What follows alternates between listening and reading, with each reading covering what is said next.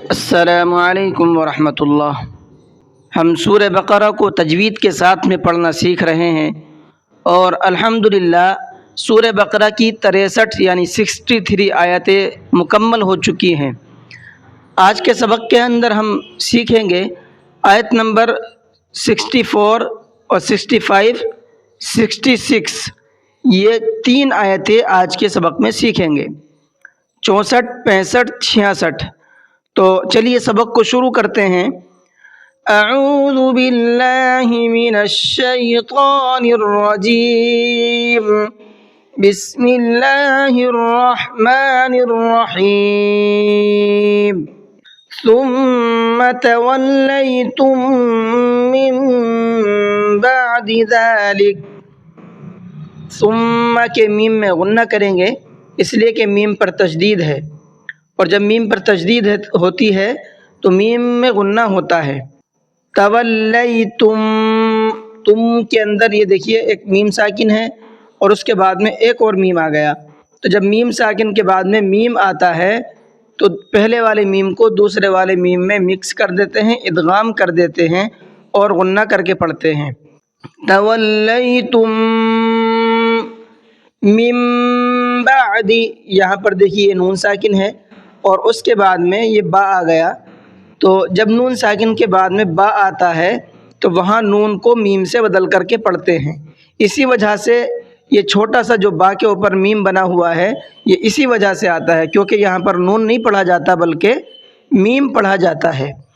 فلولا فضل اللہ علیکم ورحمتہ لکنتم من الخاسرین۔ فضل اللہ، اللہ کے لام کو منہ بھر کے پڑھنا ہے اس لیے کہ اللہ کے لام سے پہلے پیش ہے، اور جب اللہ کے لام سے پہلے پیش ہوتا ہے تو اللہ کے لام کو منہ بھر کے پڑھتے ہیں۔ فضل اللہ، فضل اللہ پڑھیں گے۔ ورحمتہ، ورحمہ کے را کو منہ بھر کے پڑھنا ہے اس لیے کہ را کے اوپر زبر ہے، اور جب را کے اوپر زبر ہوتا ہے تو را کو منہ بھر کے پڑھتے ہیں۔ لکنتم، یہاں پر دیکھیے نون ساکن ہے اور نون ساکن کے بعد میں تا آ رہا ہے جو اخفا کے 15 حروف میں سے ایک ہے، تو جب نون ساکن کے بعد میں اخفا کے 15 حروف میں سے کوئی بھی حرف آئے گا تو اس نون کی آواز کو تھوڑا سا ناک میں چھپا کر کے پڑھیں گے۔ کیسے؟ کنتم، کنتم، یہاں پر بھی دیکھیے میم ساکن کے بعد میں میم ہے تو یہاں بھی غنہ کر کے پڑھیں گے۔ من الخاسرین، خا کو منہ بھر کے پڑھنا ہے اور اس کے اوپر کھڑا زبر ہے، کھینچ کر کے بھی پڑھنا ہے۔ وَلَقَدْ عَلِمْتُمُ الَّذِينَ اعْتَدَوْا مِنْكُمْ فِي السَّبْتِ فَقُلْنَا لَهُمْ، وَلَقَدْ کے اندر قاف کو منہ بھر کے پڑھنا ہے۔ کونو، یہاں پر دیکھیے واو ساکن سے پہلے دونوں جگہ پر پیش ہے، کو میں بھی اور نو میں بھی، تو دونوں کو کھینچ کر کے پڑھنا ہے۔ کونو قردۃ، قاف کو منہ بھر کے پڑھنا ہے اور را کو بھی منہ بھر کے پڑھنا ہے۔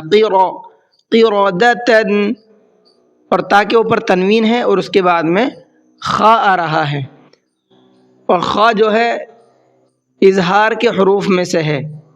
اظہار کا مطلب یہ ہے کہ جب نون ساکن یا تنوین کے بعد میں اظہار کے جو 6 حروف ہیں ان میں سے کوئی بھی حرف آ جائے تو وہاں پر نون کی آواز کو ظاہر کر کے پڑھیں گے، غنہ یا اخفا کچھ بھی نہیں کرنا ہے وہاں پر۔ کیسے؟ قردۃ خا، قردۃ خا، دن خا، دن، اس طریقے سے نہیں پڑھنا ہے۔ ٹھیک ہے، سمجھ میں آیا؟ فَجَعَلْنَاهَا نَكَالًا لِمَا بَيْنَ يَدَيْهَا وَمَا خَلْفَهَا۔ فَجَعَلْنَاهَا، عین کو حلق سے نکالنا ہے اور نون کو بھی کھینچ کے پڑھنا ہے اور ہا کو بھی، دونوں کو کھینچ کر کے پڑھنا ہے، اس لیے کہ نون کے اوپر تو کھڑا زبر ہے اس لیے کھینچیں گے، اور ہا کو اس لیے کھینچیں گے، یہاں دیکھیے الف ہے اور الف سے پہلے ہا کے اوپر زبر ہے، یہاں الف مدہ کا قاعدہ ہے اس لیے ہا کو کھینچیں گے۔ نکالا لما، لام کے اوپر تنوین ہے اور تنوین کے بعد میں لام آ رہا ہے، تو یہ ادغام یرملون کا قاعدہ کہلاتا ہے۔ اس میں ہوتا یہ ہے تنوین کے بعد یا پھر نون ساکن کے بعد میں اگر لام اور را یہ دو حرفوں میں سے کوئی ایک حرف آ جاتا ہے تو وہاں پر غنہ اخفا کچھ بھی نہیں کرتے، صاف صاف پڑھتے ہیں۔ کیسے؟ نکالا لما لل، یہ اس طریقے سے نہیں کرنا ہے۔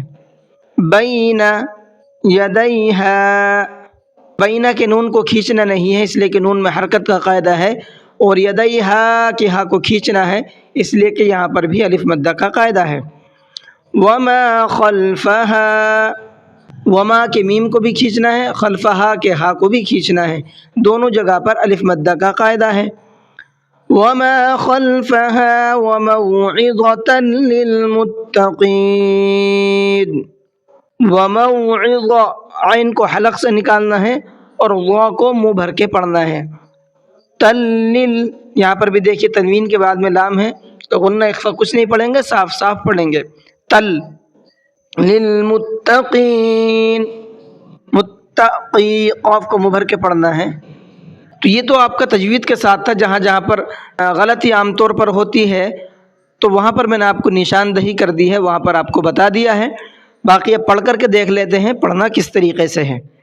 ثم تولیتم من بعد ذلك فلولا فضل الله عليكم ورحمته لكنتم من الخاسرين وَلَقَدْ عَلِمْتُمُ الَّذِينَ اعْتَدَوْا مِنكُمْ فِي السَّبْتِ فَقُلْنَا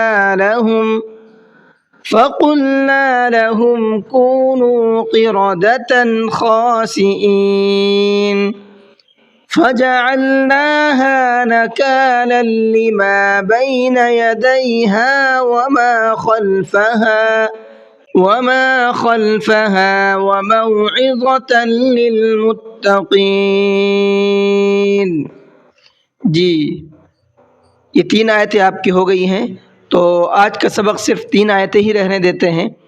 امید ہے کہ آپ کو سبق بھی سمجھ میں آیا ہوگا اور ویڈیو بھی آپ کو اچھی لگی ہوگی۔ اگر ویڈیو اچھی لگی ہے تو ویڈیو کو لائک کر لیں، چینل کو سبسکرائب کر لیں تاکہ ہماری تمام اپڈیٹ اسی طریقے سے آپ تک پہنچتی رہے اور ہم تمام لوگ قرآن کریم کی برکات سے فیض یاب ہوتے رہیں۔ چلیے کلاس کو ختم کرتے ہیں۔ السلام علیکم ورحمۃ اللہ۔